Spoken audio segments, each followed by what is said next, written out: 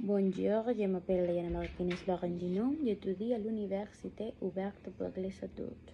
C'est la production finale de phonétique français.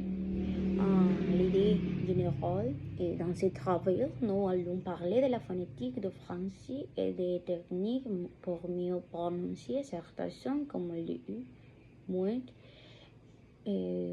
et la différence entre les sons du comme rôle et O comme un ré.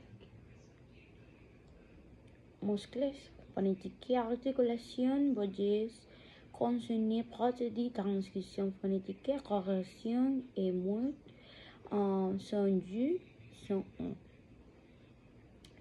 En unité 1, le système phonétique. Dans cette unité, nous avons appris à différencier la phonétique, l'étude des sons concrets, et la phonologie, l'étude des sons dans le système de nos langues. Cela nous aide à comprendre l'importance de bien prononcer chaque son pour éviter des malentendus. Nous avons aussi étudié l'appareil phonatoire, c'est-à-dire les organes qui produisent les sons comme les langues, les lèvres, les cordes vocales. Nous avons découvert l'alphabet phonétique international, très utile pour transcrire tous les sons de façon précise. En unité 2, les voyelles.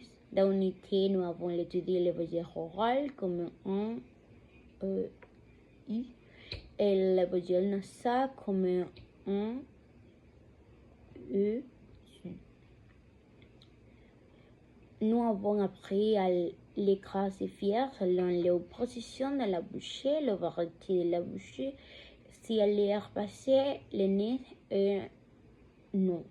En essayant de voyelles nasales sont dans le mode non.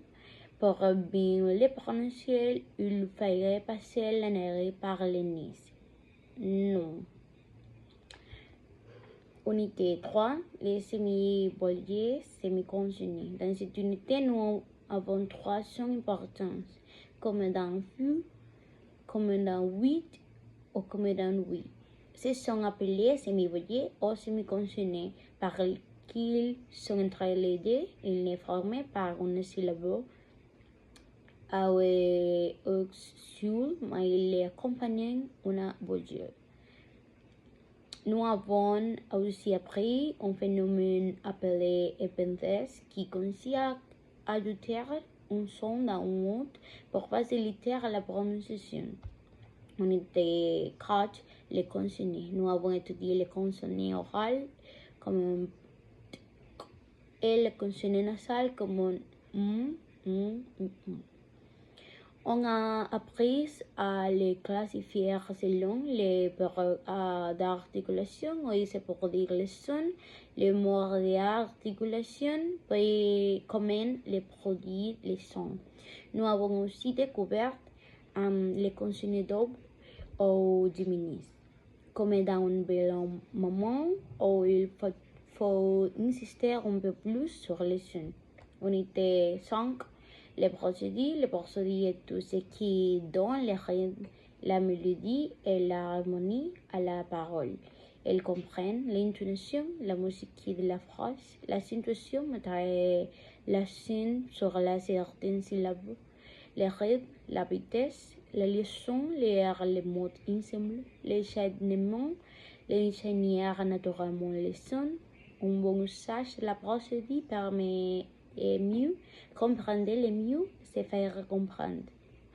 Par exemple, il est ici pour se prononcer, il est ici avec les liaisons pour que les discours soient fluides. On a fait des exercices pour pratiquer les bontés et descendre de la voix, comme dans une question ou une affirmation. Unité 6, la phonétique corrective, c'est une des unités les plus importantes.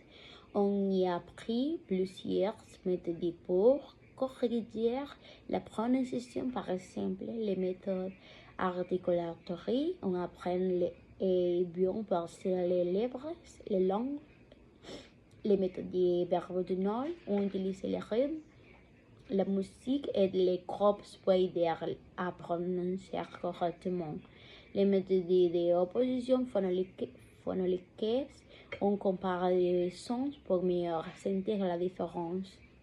L'écouter de la répétition, écouter attentivement et répéter plusieurs fois. Nous avons mis l'accent sur des erreurs très fréquentes, les U des mots à la fin des mots qui ont oublié souvent de prononcer correctement. Exemple, les danses petites. Il faut bien prononcer petit sans trop exagérer. Les confusions entre I et U. Les vrais transverses. L'avant, les vers arrondis et avancés. Ce qui m'a beaucoup aidé à mieux comprendre comment fonctionnent les sons du français. Maintenant, si des commentaires derrière, m'ont fait des prononciations et utiliser des techniques pour les corriger. Grâce à la partie de l'écouter, je peux parler plus de confiance et de clarté. Merci.